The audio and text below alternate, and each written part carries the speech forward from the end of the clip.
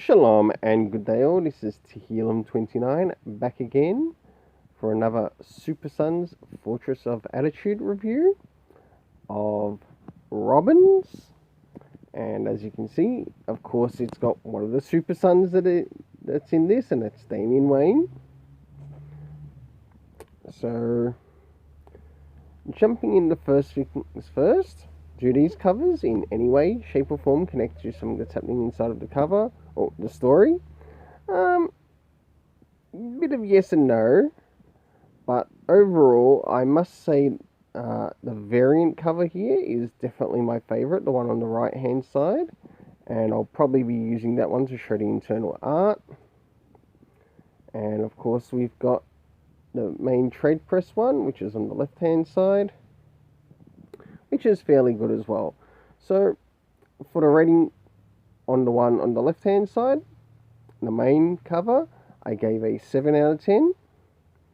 And for the variant cover, I actually gave an 8 out of 10. So now it's time to move into the internal art, which I'll show you some the internal art around the beginning, middle and end, as well as some of the things that are happening story-wise. And then I'll give you the internal art rating.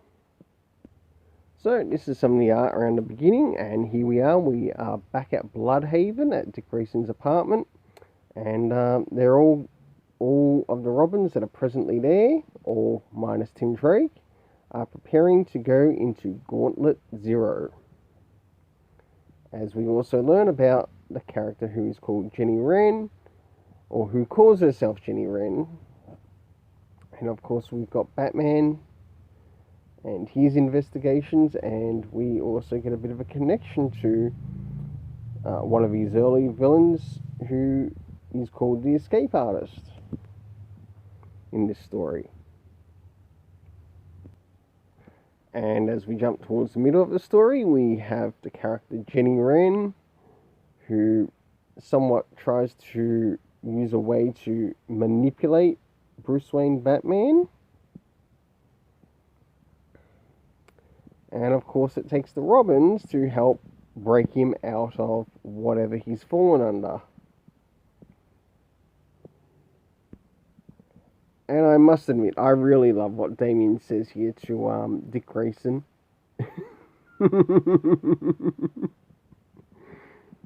You can definitely tell that Damian fully trusts Dick Grayson. Moving towards the end of the events, and of course the key character ends up in prison. We actually do learn their real name and who they are. And of course we do catch up with the members of the Bat family, and someone decides to make a surprise visit. And of course it's Bruce Wayne.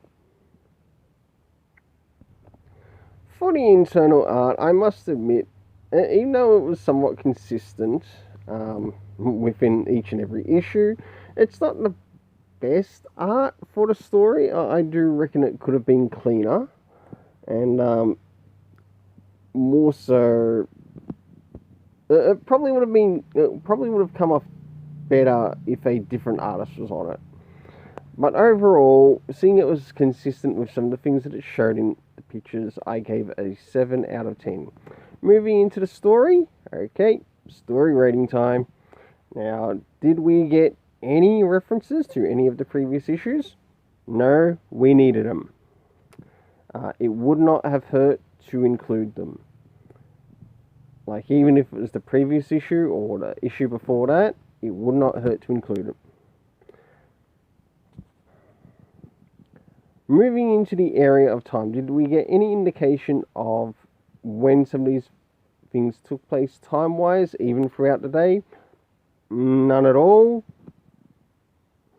It would have helped brought the story rating up even higher if it did have those things.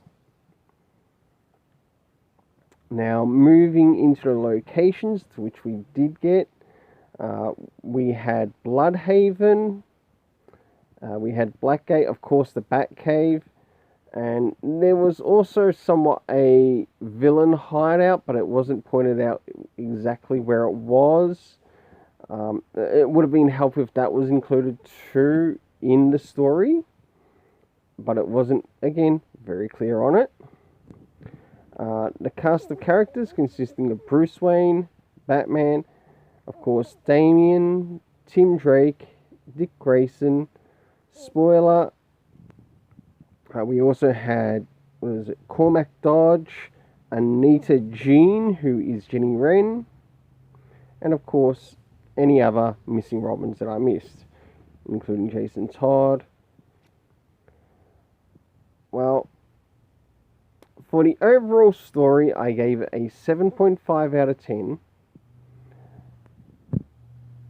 So I will see you again at the Super Sons Fortress of Attitude, to which the next thing that will be reviewed on the Super Sons Fortress of Attitude, or for the Super Sons Fortress of Attitude, will be the latest issue of Robin following Damian Wayne in the Shadow War arc.